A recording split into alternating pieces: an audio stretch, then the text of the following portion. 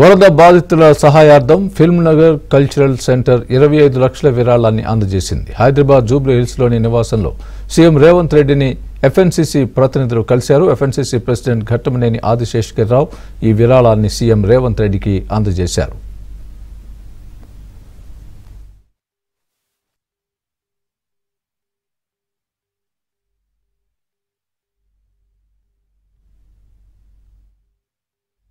FNCC ప్రతినిధులు కలిశారు. FNCC president Ghattamaneni Adiseshagiri Rao ఈ విరాళాన్ని సీఎం రేవంత్ రెడ్డికి అందజేశారు.